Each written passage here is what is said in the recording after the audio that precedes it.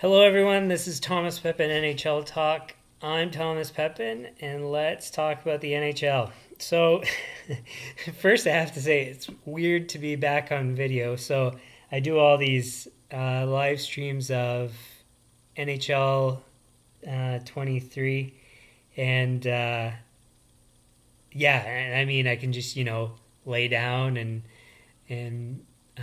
play the games and stuff. Don't have to worry about looking at something for one, other than the screen or whatever. Um, but yeah, and I don't have to worry about how I look and whatever. So and setting up lights and everything. It's funny the contrast of streaming the two different styles, and thankfully I'm not overly self-conscious, so it's pretty easy to jump back on, but it's still weird. Like, that's the truth. But anyways, so today we're doing a recap of the Stanley Cup Final. Not so much in the same way that most other people would. It's kind of going over things that are most interesting to me, because in the end, like I said, everybody else is kind of doing recaps. Like, I mean, if you've watched the games, you will have seen what you've seen, have your own opinions about what happened. And if you listen to other people's recaps, they'll talk about their perspective on things. So I'm just going to talk about, generally how things went in the series from how I saw them. Maybe take a look at some stats. And talk about a few, at least one. Yeah, at least one. No, two different topics that I wanted to talk about that are pretty different perspectives, I would argue, from anything I've seen. And, well, one definitely. The other one, kind of. I have a twist on it. And, yeah, we'll see if anything else comes up. I might have some other comments and stuff. So, anyways, let's get to it. So, Vegas against Florida. I forget. Just give me 1 second. I want to check one thing here.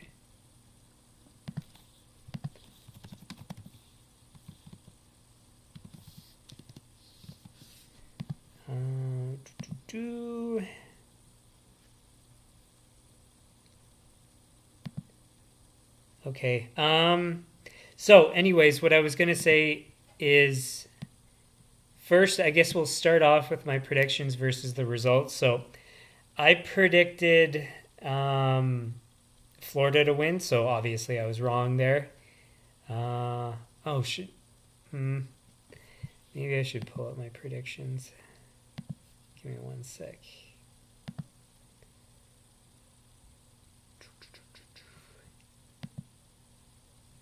Now, I'm not going to put it on screen because it's not really worth it, because you would have seen the previous ones and it's only one result difference. So I was 3 for 8 in round 1, 2 for 4 in round 2, 2 for 2 in round 3, the conference final.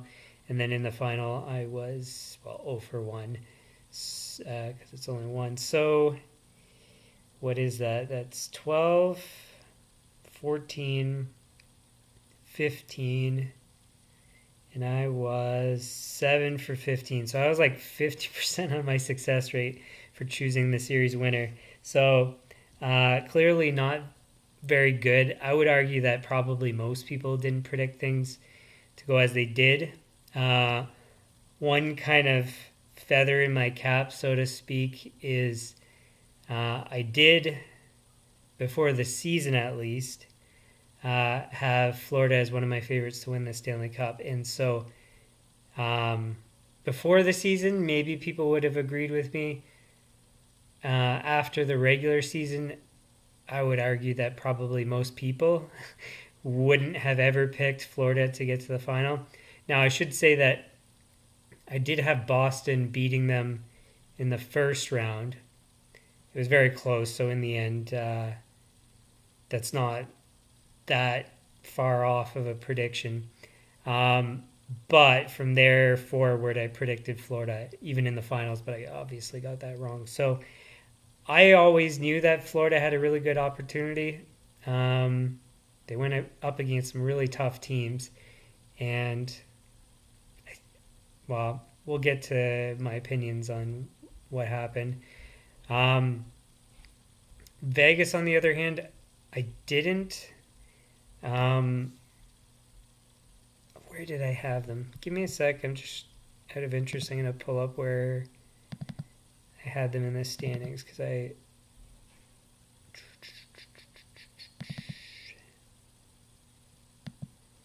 said before where I think I put them, but I couldn't remember. So I had them finishing fourth in their division. And where would I have had them finishing?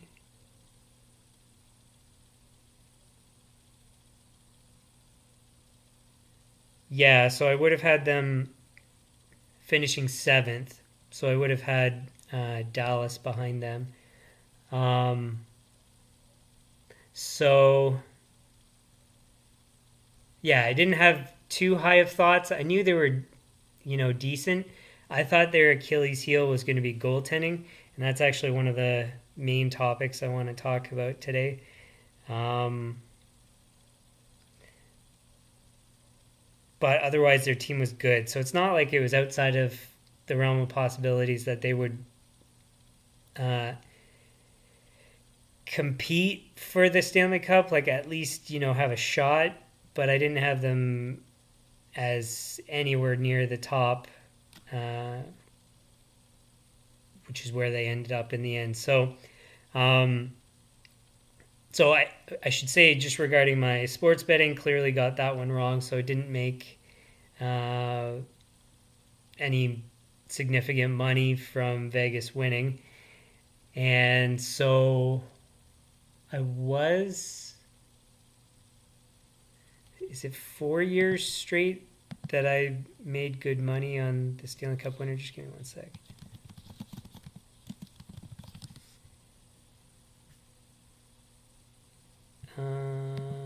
Because it's been since St. Louis and whenever that was. So St. Louis, Tampa, Colorado. So 4 seasons prior to this season, which is when I started doing betting. Everything went well, and then this one went not as well. So yeah. So first time I really got things wrong, and I think, maybe this is me rationalizing my misjudgment, but I think there's been a shift in the NHL in a few respects, which are some of the topics I'll talk about. So anyways, altogether, Vegas to get to that point, like I said, it was possible because I had them making the playoffs. The way I had it lined up is they were going to play against Colorado in the first round, and I didn't think they'd beat Colorado. If I had them playing against Oilers, I probably would have had them losing.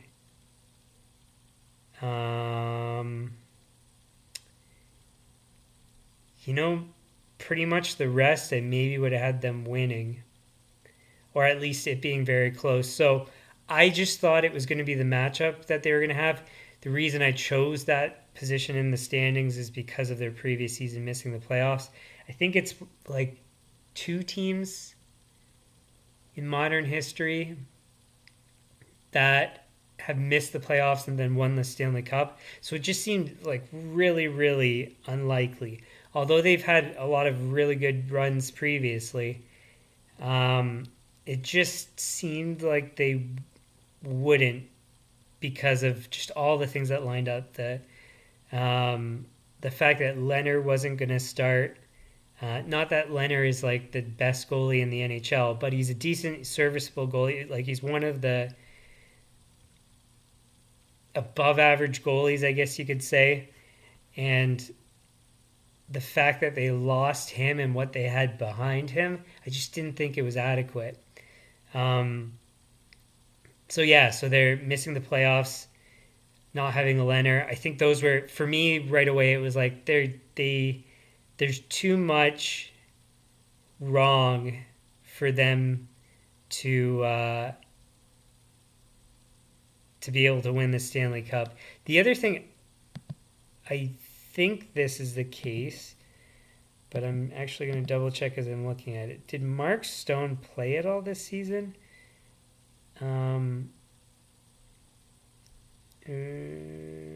Why are those showing?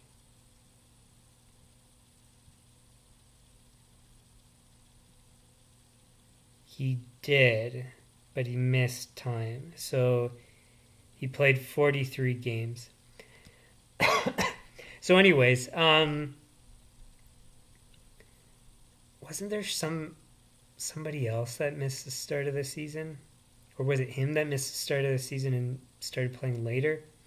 I can't recall. Anyways, at the very least, it was those two things, goaltending and missing the playoffs. But there could have been something else. I'm just not remembering. It's been 8 months since making my predictions. So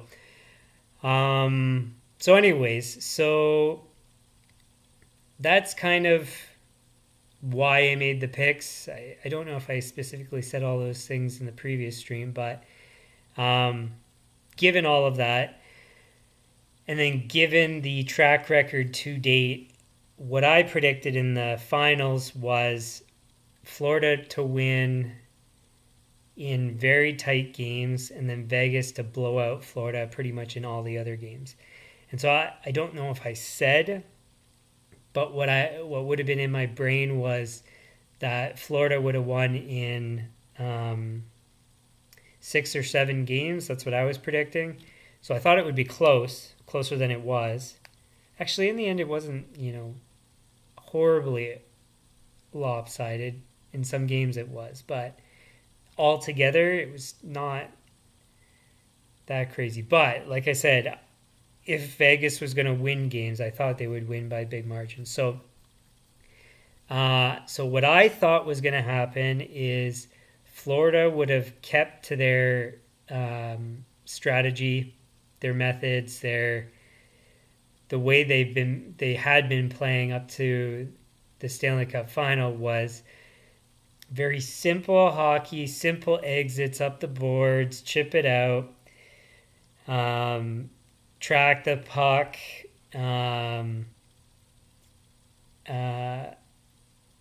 battle for it, pick it up, cycle it.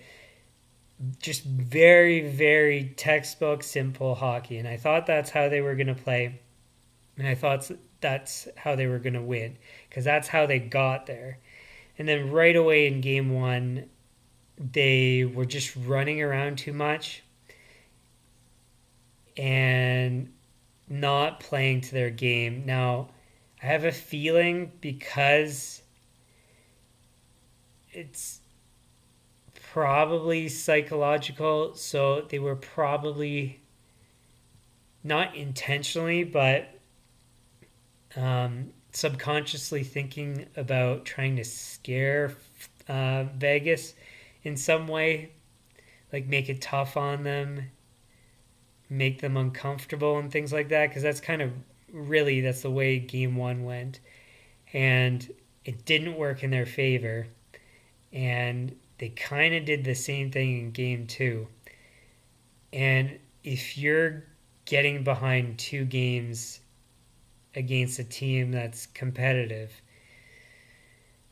and was playing very well to that time, like, you're really putting yourself in a hole. And so that I think is the story of the series, is they put themselves into a hole very quickly and they couldn't dig themselves out of it. So in the end, so they lost, what was it, they won game 3, lost game 4, was it 3-2? That in theory should have been flipped where Florida would have won. Now, not because they necessarily should have won that game, but in close games, I thought Florida would win. They got close in the end. They almost scored, actually, at the last second there to tie, at least. And, they could have won if they went to overtime. But that game was kind of representative of how I thought the series would go for Florida, just a win instead. Then likewise, the game before that, they did actually win. And so what I was hoping for and thinking that they would do is play that style. They didn't at the start, and then they just got behind, and they couldn't claw their way back in. And then from there, I think injuries accumulated. I don't know exactly. I didn't hear because I know they just had them, I think, the exit interviews. Gudas seemed like he had a concussion, but I think I might have heard that it was something else. I think Ekblad had a broken bone or multiple broken bones. So in the end, I think they were just really banged up.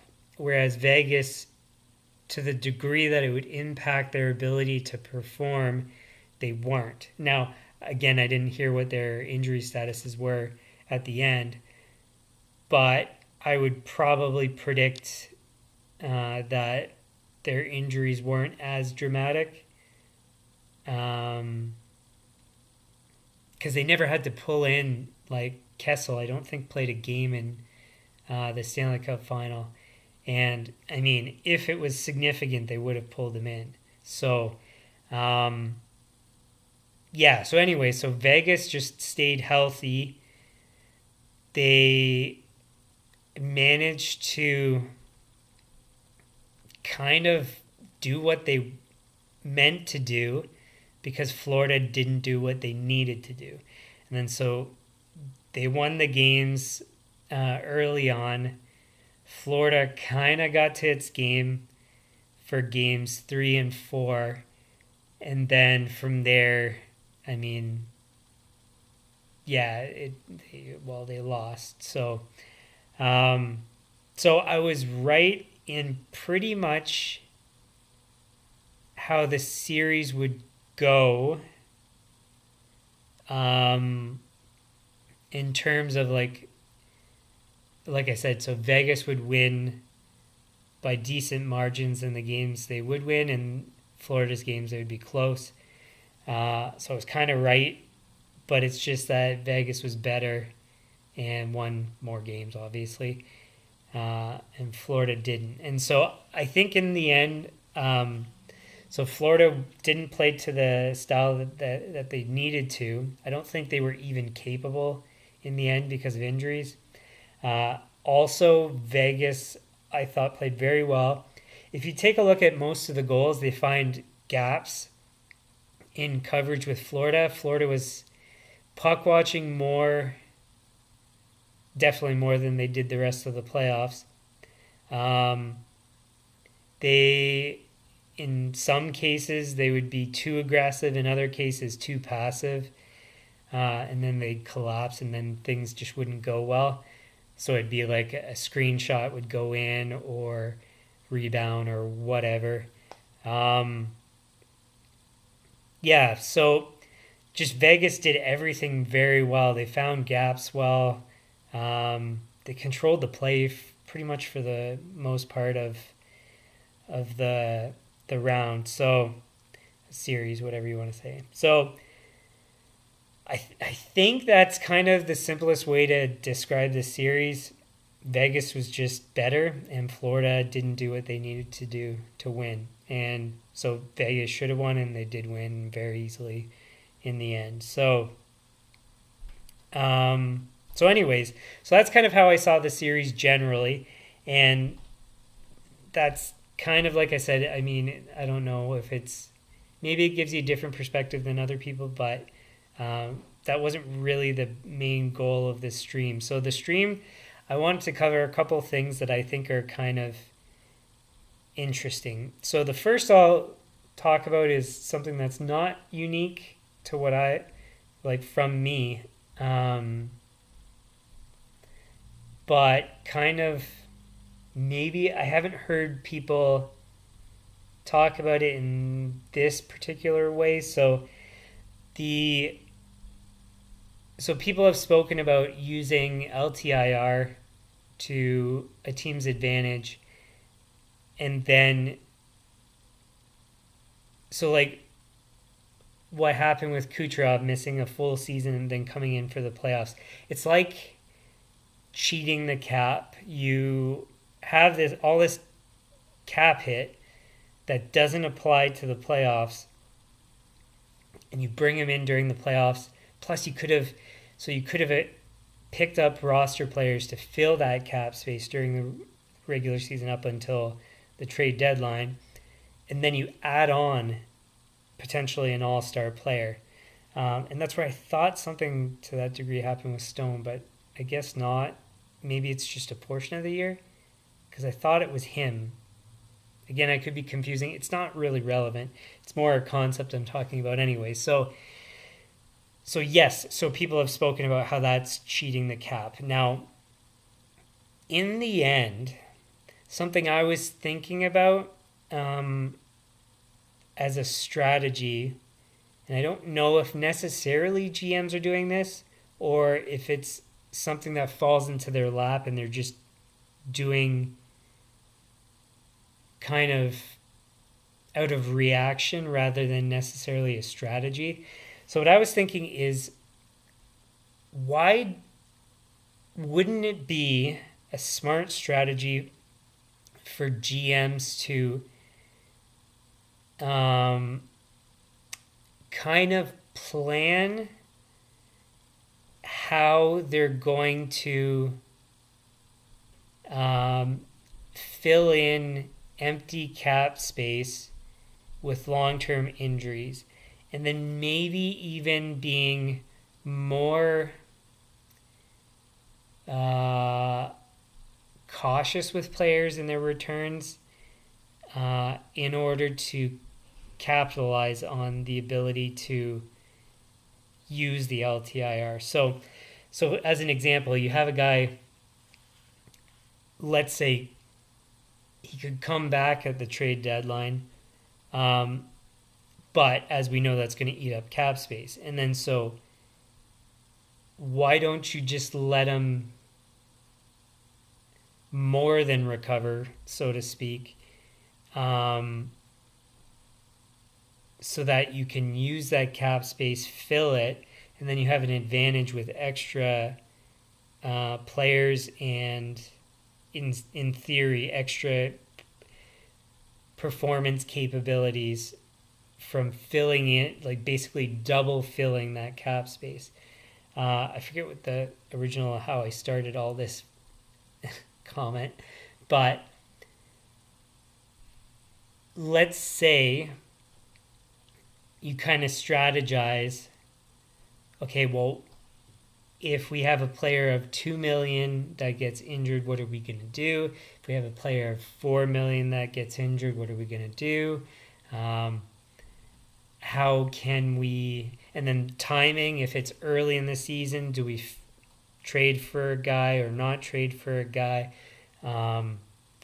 Before the season starts, do we fill certain roster spots into the AHL to then be able to fill in those spots temporarily, to then be able to, if we have an injury later, to acquire somebody to fill the spot? So like all basically strategically planning the use of LTIR throughout the season. Now, that I've never heard anybody talk about.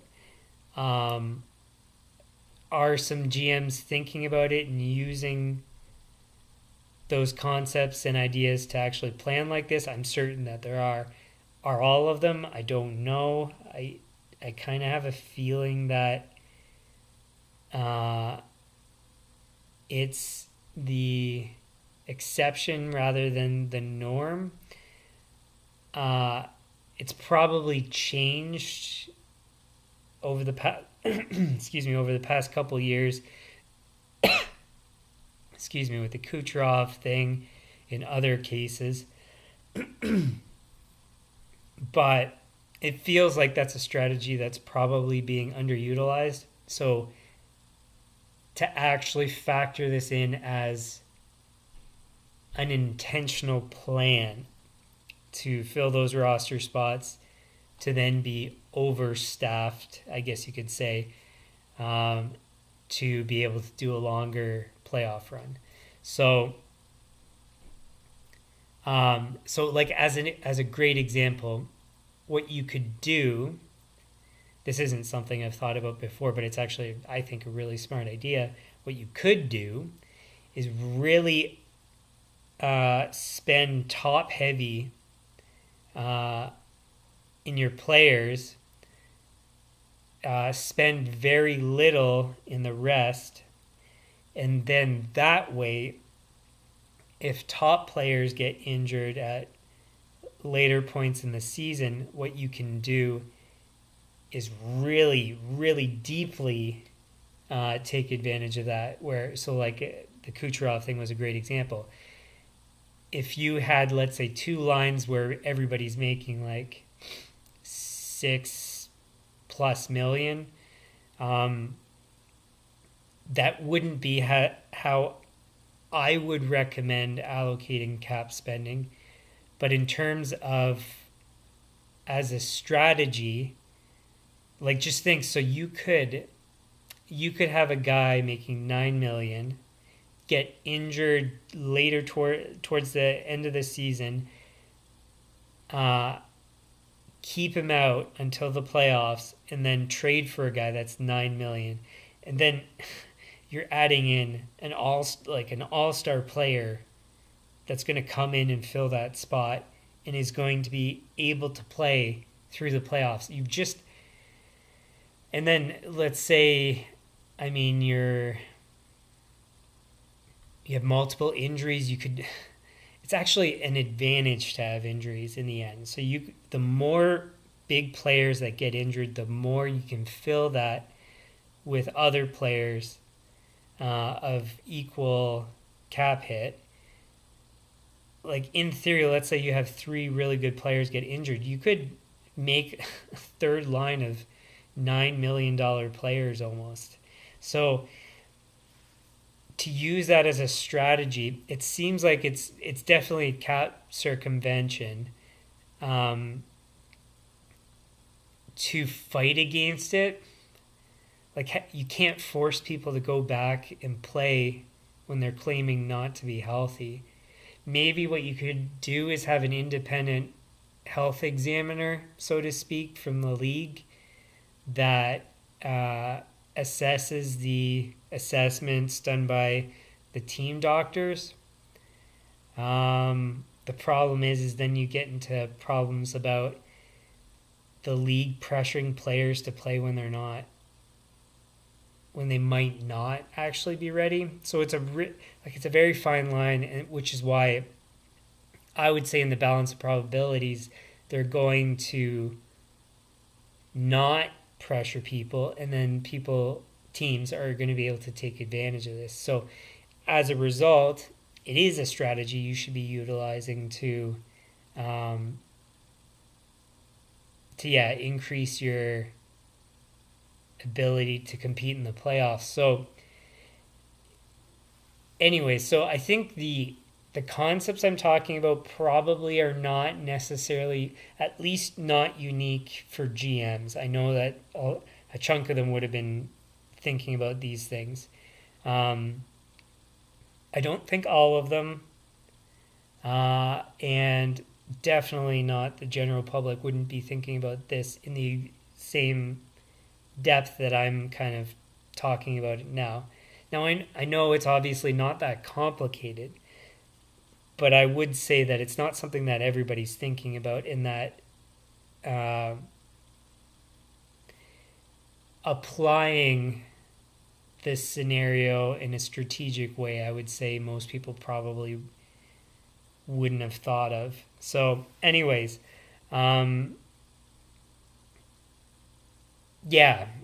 so like I said, I mean, it's like so everybody saw what happened with Kucherov, but to be able to use that as a strategy, I don't think it's kind of something that most people would have thought of. So, again, the general public, GMs probably caught on at least a chunk of them relatively quick. So anyways, so that's one topic I wanted to talk about. It's a tricky thing, and I don't know what the league can do to correct it. So I gave one example, an independent medical examiner. Maybe, I don't know what protocols they have with like the concussion protocols. Maybe similar concepts could be applied. So yeah, just some thoughts I had there on that. Again, since I'm not getting paid for these ideas, I'm not going to develop them in any greater depth. But this is the kind of stuff that I really would be interested in strategizing and coming up with really unique ways to take advantage and stuff. So, anyways, I'd love to be in an office. Like a GM related role, but yeah, I'm not going to work my way up, so that's not something that's going to happen. But anyway, so just some thoughts. I can be what do you call it? I mean, they say armchair GM on Cap Friendly, doing your own cap management for teams. So I guess I'm just a fan thinking about stuff. So anyway, so that's one topic. The other one is I don't know exactly how to apply the phrase well here. I guess the best way I could say is that Vegas is a perfect proof of concept for something that I've previously mentioned before it even happened, really. And so what that is, I think I've spoken about this before. Actually, maybe in the preview I commented on this. I can't recall for sure. But anyways, so in my management strategy for NHL GMs, part of the strategy I recommended to run with 3 goalies on the active roster. The reason being is through the data I've run, there's only like a handful of elite goalies, and then the rest, even down to maybe even third stringers, are not that far off of each other. There, obviously there's a range. Some are towards the top, some are towards the bottom, but altogether, and then I mean on top of it, it's kind of dependent on which team they're playing for. And then goalies are very, inconsistent to specific numbers, to ranges maybe, but to, yeah, I mean, it's like I said, the elite goalies, there's like a handful of goalies that are like 9-2 and above consistently. And then outside of that, everybody else is like, well, like 915 down to 900 or whatever. So, I mean, that's a pretty big range. So don't get me wrong. Like I said, there's people towards the top and towards the bottom. But you have goalies that are making, like $6 million, and they're performing at the same level as goalies making well, I don't know if there's any entry levels, but what I meant to say was league minimum salaries. So you're getting pretty much the same performance, but a wide range of salaries. And so a perfect example is I was listening to TSN, one of the clips from TSN with Martin Biron speaking about what's going to happen with Hill. And see, I think he is completely wrong. And I know he's an NHL goalie and he's an analyst getting paid for it with TSN, but he's completely wrong. I think he's too dated in his perspective on the game. And I'll explain now. So I've already done the numbers. I don't know if I've demonstrated to you guys, but I wrote an article that's no longer published where I analyzed goaltending statistics and it's like I said, basically there was the elite handful, and then everybody else was pretty much not much of a difference. And so as a result, what Martin Biron was talking about is he was saying, what is Vegas going to do? Hill is an expiring contract, and he's like, they should offer him $3 million. And I'm thinking, no. He had one decent performance. Otherwise, he's been very average in his career performance, just like everybody else, pretty much, for the goaltenders. So why $3 million? Maybe he's going to go on to have a very steady career and be great. But a great example that he actually brought up that actually proves him wrong for recommending them to sign him at $3 million was Binnington. So Binnington, I think, had, what was it, like half a season of good performance, and then he got signed to, I don't know, what was it, $5.5 million or something like that, 6.5. I can't remember. I think it's 5.5. But it's kind of irrelevant. It's in that range, and so he goes from having not that much of a track record to a very high salary. I think it was short term. I think Biron said it was 2 years, and it's kind of not relevant exactly the duration. It's the cap hit. So very little track record. They give him big money. If you're going to do that, short term is smart, but I just wouldn't even do that. I'd let him walk if you have to. So basically, I think this is these playoffs, this season, in the way that Vegas had to deal with all their injuries, is proof. So for the injuries, it's proof that you need to have 3 goalies at all time. That I've demonstrated in, I think it was in the management strategy for NHL GM series. I think I specifically talked about the concept of running 3 goalies. So do it due to potential injuries, because goalies or teams tend to, on average, need to go to a third goalie at some point. So why not? And it's a critical position. You can't have a bad goalie come in. So you can't have an AHLer, like a career AHLer, that just is going to be putting up like 885 save percentage or 865 or something really bad that you just can't win games with. So you need to try to get 3 goalies that are capable of starting. So basically, the concept is, well, worst case scenario, you want 3 backups is kind of the concept. Ideally, you'd want 1B goalies. So like in the series, I forget which goalies I decided on, and I kind of overspent just to kind of demonstrate that it's all within, it's all very realistic. I tried to do kind of worst case scenarios, but like Jake Allen, I mean, a bit expensive, but a great example of one of 3 goalies that you could have. Antti Ranta is another great example. James Reimer, another great example. Aiden Hill would be a great example, so long as he's inexpensive. If they go with this strategy to go as like an expected starter, no, you would still need to have those other 2 goalies like Halak and Reimer. Halak, Reimer, Hill. Then that's a good 3. Because, Biron himself spoke about it as a goaltending tandem, as in 2. It needs to be a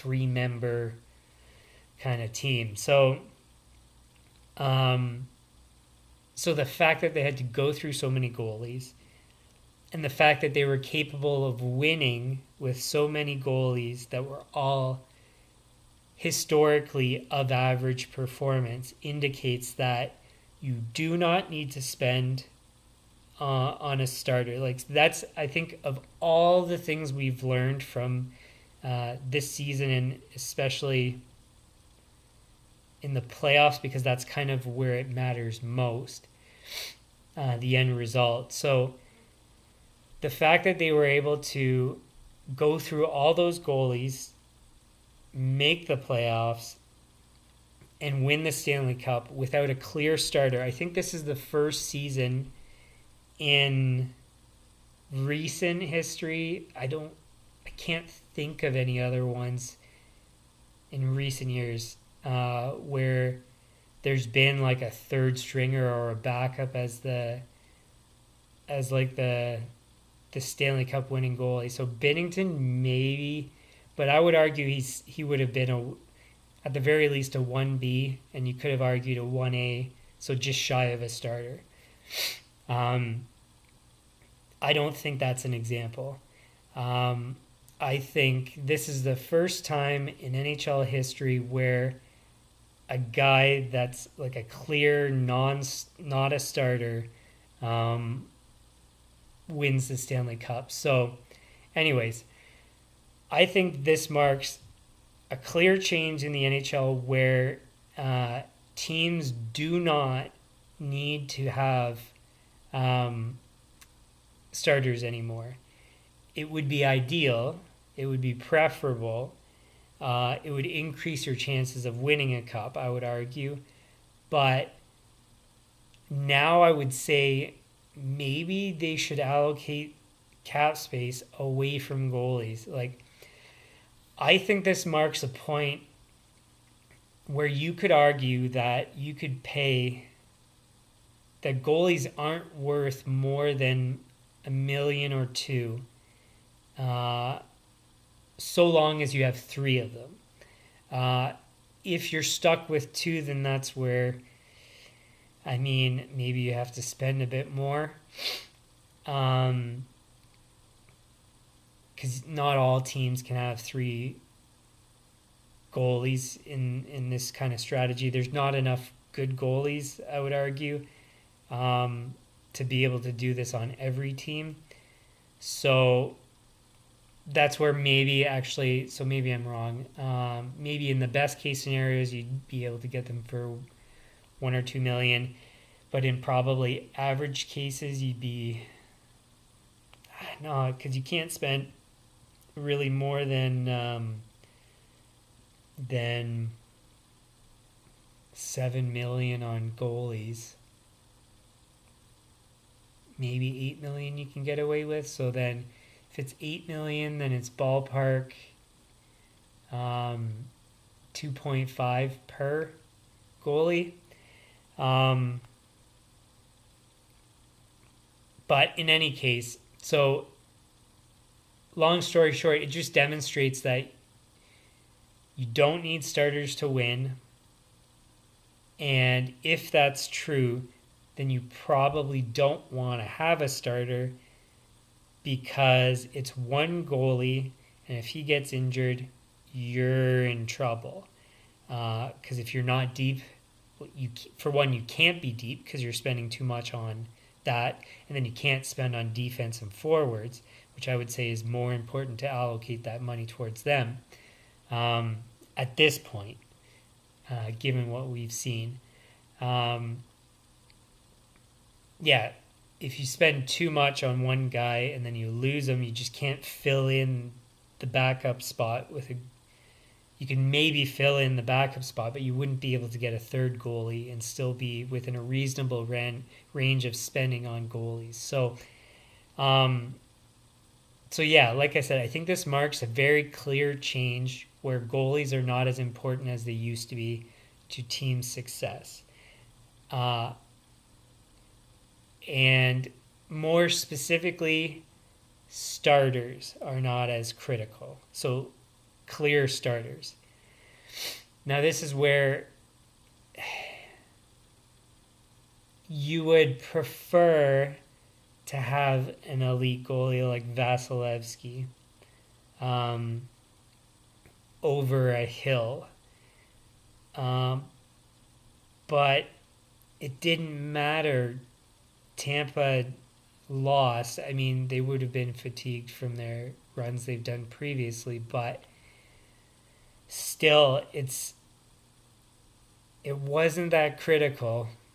Bobrovsky had a mediocre season, and then played well, and then went on a run in the playoffs. But any goalie can really go on a run. Lyon got them to the playoffs by going on a run. He's not a clear starter. That's another example of where if you just had three of him, could you be good enough to make the playoffs? Probably in the end. Um, so yeah, so I think it proves my point that um, that it's better to spread out your goaltending. For one, because of injuries. This case, it was an example because of injuries, but I think also because of performance. The concept would still apply in the exact same way. And then that way you can allocate all your money. So, like for example, they had barely any spending on their goalies. Well, I don't know exactly what the cap hit of what's his face from LA.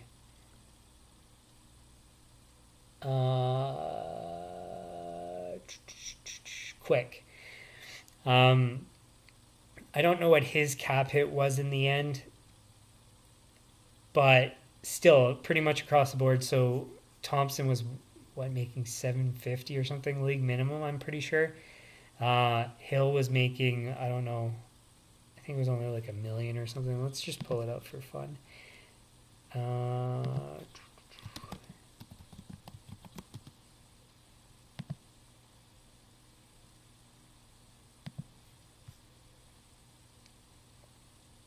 Oh, it's not showing because it's moved forward to next year.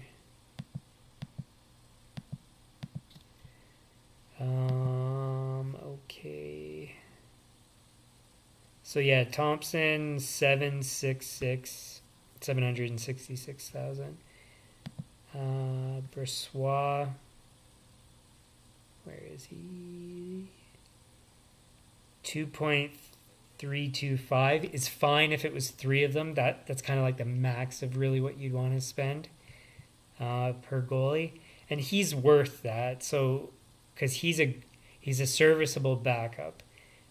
Maybe on the higher end in terms of how expensive he is, but still, kind of normal. And he's not a bad choice to do that, to choose for that. And yeah, so Hill is 2.175. So I thought it was like 1 million, but great example. So if you had Hill, Thompson, and Bressois, perfect. And then I don't know what Quick's was in terms of the actual cap hit. Let's see if we can see trade. So his cap hit in the end was 2.9. So that would be, again, so in theory, Jonathan Quick being worth 2.9 would have been pretty accurate given his recent performance. So yeah, so I mean, like, it's a perfect example of the concepts that I spoke of previously, and it kind of proved me right. Now, is this going to be possible in the marketplace? Because, like I said, there's not enough good goalies for every team to carry three. So as a result, I don't think this is actually possible for everybody to apply. But I think some GMs are probably still stuck in the old times. I think most would be right now. Most probably aren't thinking about this specifically as a strategy. I would say this is probably unique. I don't think, because I've never seen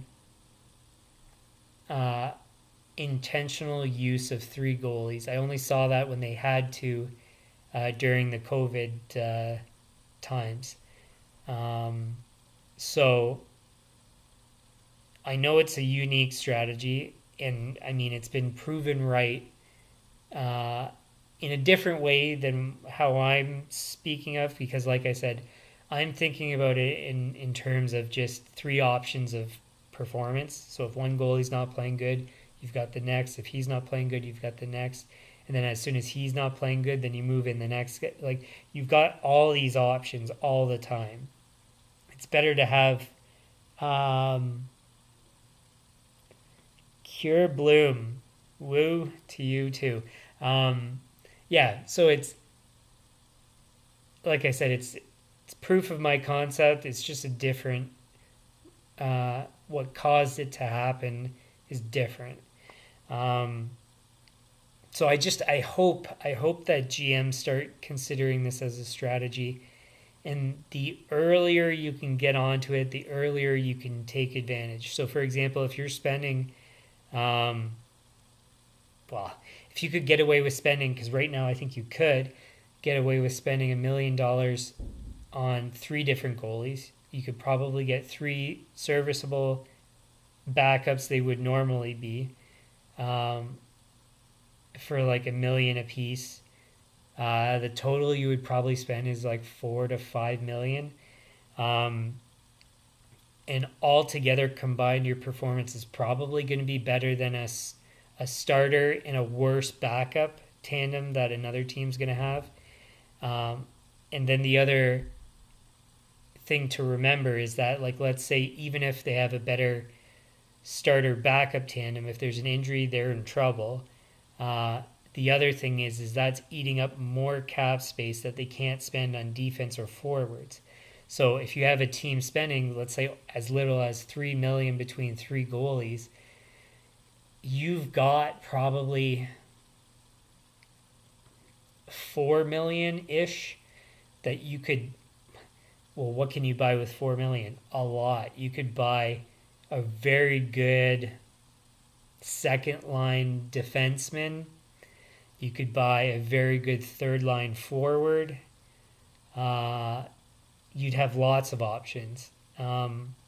And then that third line forward, for example, could play on your fourth line because you already have, in theory, the players playing there. So you're getting really deep from not spending so much on your goalies. So I really hope, I mean, my channel's, tiny, so nobody's really going to see this. But I hope that somebody sees this, and I hope that somebody considers it, because, I mean, it's clear as day to me. I can't see how it's wrong. Uh, is it always going to work out? So maybe so as I discovered, I mean, it's just NHL 23. It's a video game. It's not real life. But what I discovered is sometimes it gets very tricky figuring out which goalie should start. So, as an example, and again, it's a video game, but the concept still applies perfectly. I decided to start my playoffs with the third goalie. So the goalie that played the worst out of my three goalies during the regular season. And what happened is he won 3 games, which under my strategy, he should stay in the net. And then he lost 2 more games in a row. Or sorry, he lost one. I put in the first best goalie. Wait. No, I think what happened was he won 3. The fact that it's hard for me to remember shows how difficult it is to figure out how to choose. So he won 3. I think I played the best goalie in the 4th game. He lost in overtime, which made it difficult to decide who would play. Because we were up 3 games to nothing, I thought, we're going to win the series no matter what happens the rest of the way.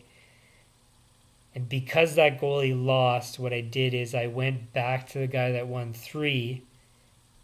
And so we lost 1. And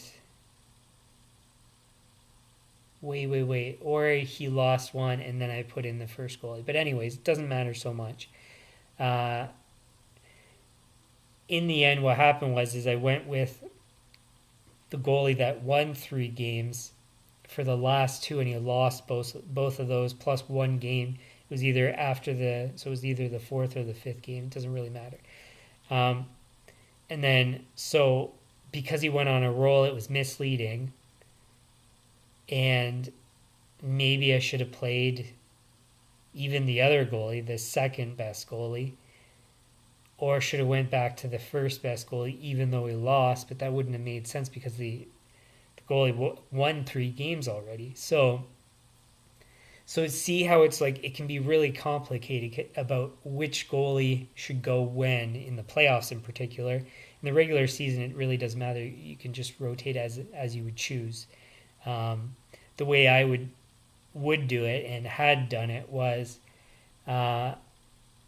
you lose 2 in a row, you get to the back of the rotation.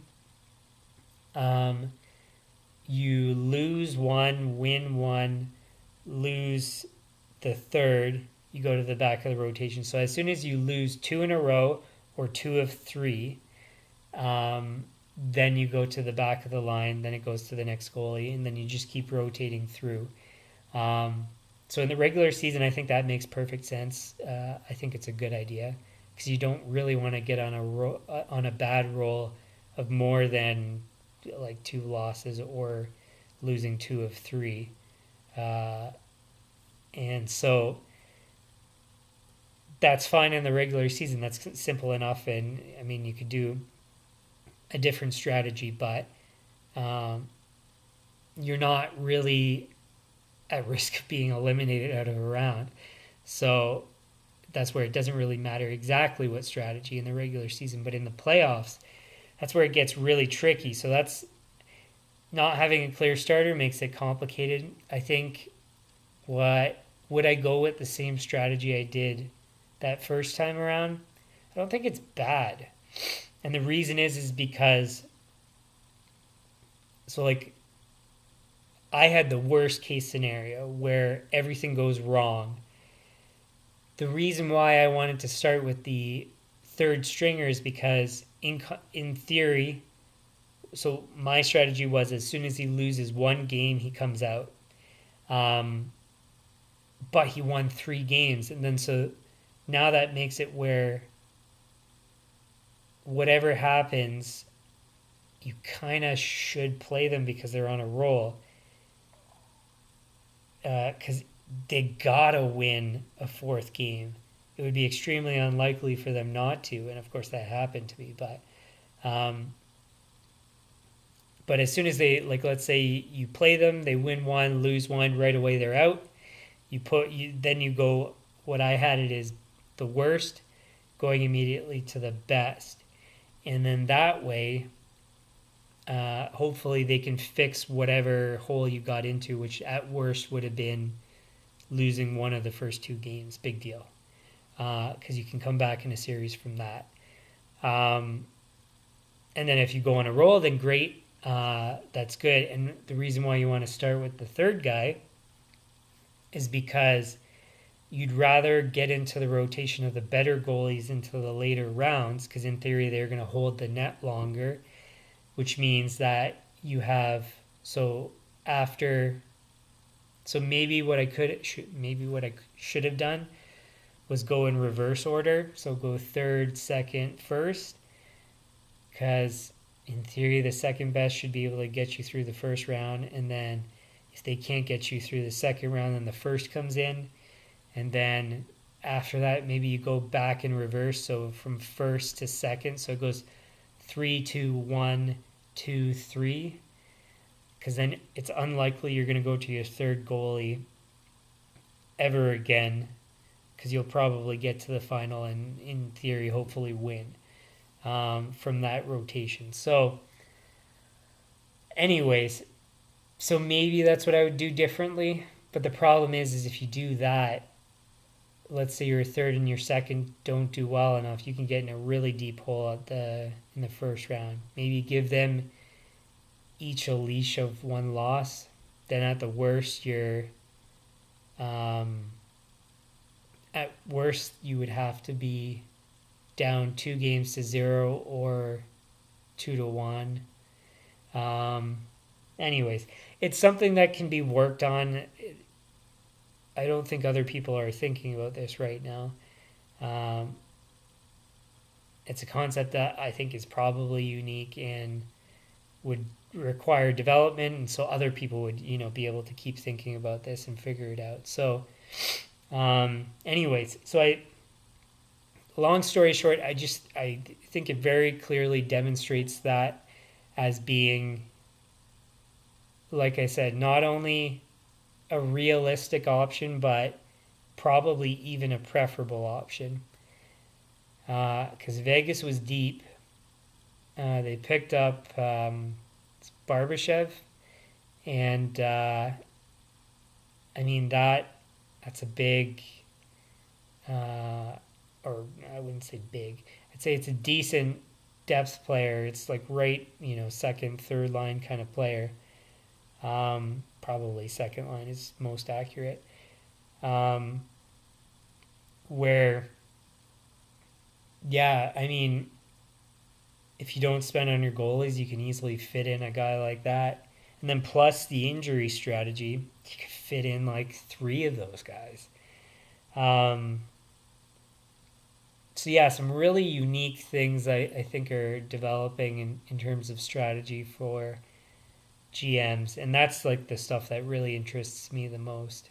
So those were the 2 main topics, and I was I think I said at the beginning, if anything else came up, I would talk about it, but I can't think of anything else on the spot. But yeah, that's pretty lengthy thoughts on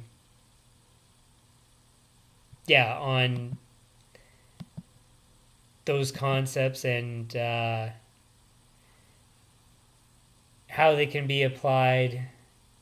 Again, it's kind of like cursory, so it's in-depth enough to at least hopefully make it make sense, but cursory enough where really I'm not going into any dramatic depth. Because like I said, so for example, the goalie rotation strategy, what would you do in the playoffs? What's the best strategy? How to optimize it. Do you give them 2 losses? Do you give them 1 loss? Do you start with the first best goalie in your rotation? Do you start with your second? Do you start with your third? Why? Do you, like I said, with the cap spending, thinking about injuries, do you spend really high amounts in the top 2 lines and spend nothing in the rest under the assumption that you'll be able to bring in guys from injury, LTI, or money saved? Do you do 3 lines of depth, and then the 4th line you kind of really underspend to be able to utilize LTIR space, and so on? So there's lots of different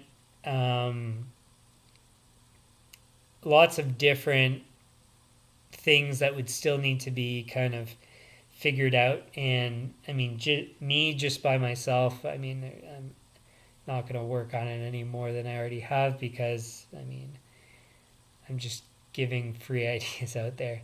If anybody wants to hire me to work on them more, then hey, there you go. But yeah, so anyways, just some unique stuff. The usage, I would say, with the LTIR thing, maybe I'm slightly thought about it in different ways slightly, but like I said, I would say most GMs probably already are factoring in the same kind of things I spoke of, but definitely the goalie one, that's I'm sure that's unique. Nobody's thinking about that, or nobody has really intentionally applied that strategy. So I hope it would be nice if somebody caught this and then applied it, but like I said, small channel, don't anticipate that that's gonna catch on. But on that note, I think we'll leave it there. So, like I said, I was wrong. Uh, didn't make any money this season on my bets. Unfortunate, but hey, whatever. Um, and because of this, I didn't think this was possible yet. It's good because it proves my point about the goaltenders. It's bad because now I don't know if I could ever predict which team is going to win because Vegas gives me thoughts of any team could potentially win. Because you don't need goaltending as much as you used to. You just need decent enough goaltending. And then, so for that reason, no teams stand out from goaltending.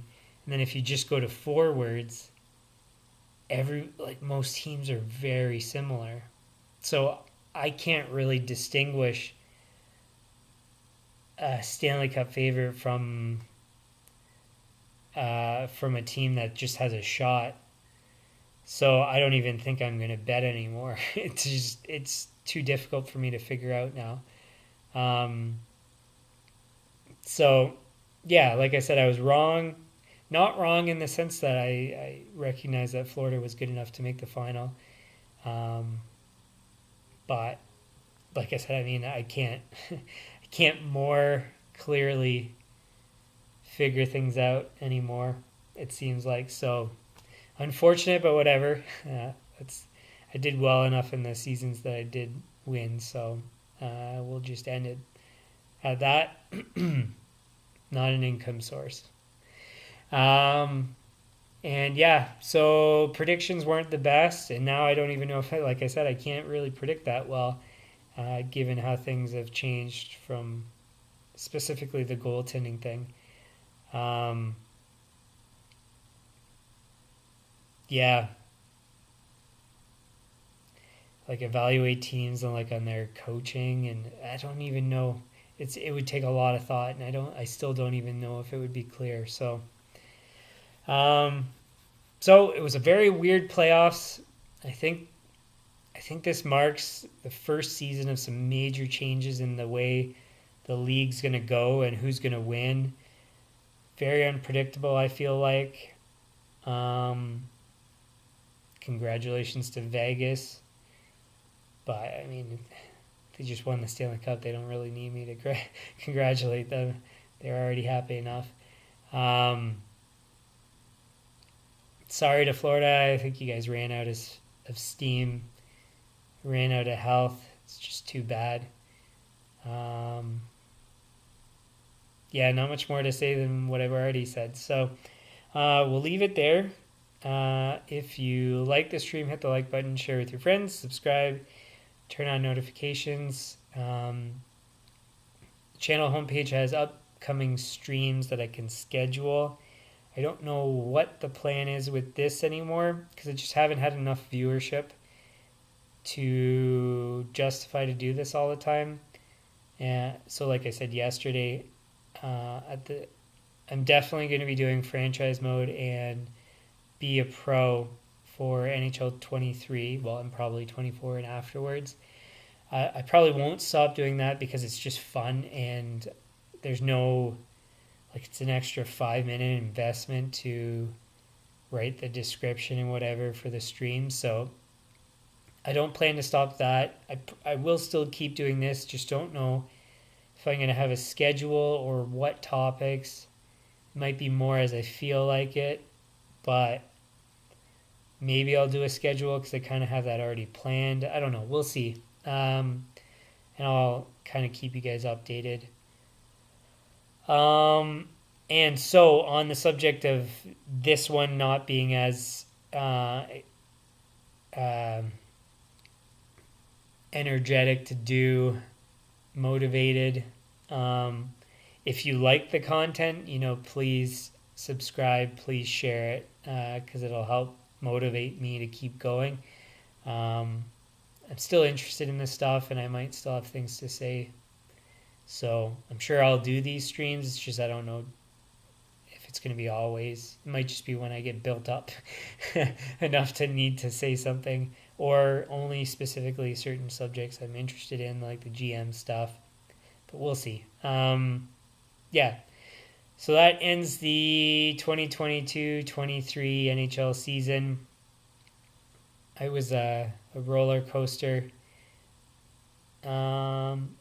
Pretty straightforward, I would say, of who made the playoffs. No major surprises.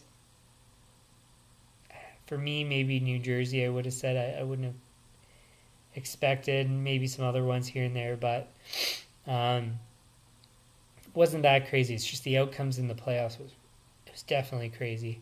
And like I said, very unpredictable. And I think it marks a clear change in the league. Something's different.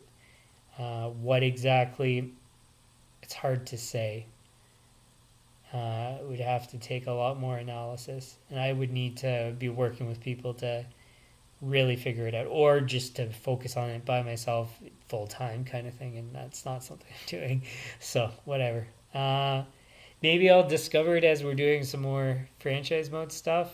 Maybe I'll think about some more different strategies and then translate them and talk about them here. I don't know. We'll see. But like I said, we'll leave it there. Thanks for tuning in, and we'll see you with another one of these streams sometime. Don't know when. At the very least, probably after the draft, and probably after maybe the first couple or a few days of free agency. But outside of that, I don't really know anything else. We'll see. So yeah, and then otherwise, I forget when I have franchise mode scheduled next. I think it's tomorrow. And I said I wouldn't do any streams on Sunday, but because I don't work on Sundays, but I don't find this work. I find it fun. Well, the video game stuff. So I have it as tomorrow franchise mode at 9 p.m. Eastern, and same on Sunday, 9 p.m. Eastern. And then I'm going to have a normal days that I'm going to be doing franchise mode, and I'll put those in the about section of the channel so you can look there. And then if I ever have another schedule sort of thing for, I don't think I will for Be a Pro. Those I'll always do whenever I just feel like playing. So just check, turn on notifications. It should tell you when I go live. Otherwise, just check my channel and you can either see previous ones or maybe catch me live. Or maybe you could even message me on Twitter if there's enough people that ask for me to go live or whatever. I don't know. Whatever. Yeah. So anyways, that's the plan. Once again, thanks for tuning in, and we'll see you guys tomorrow.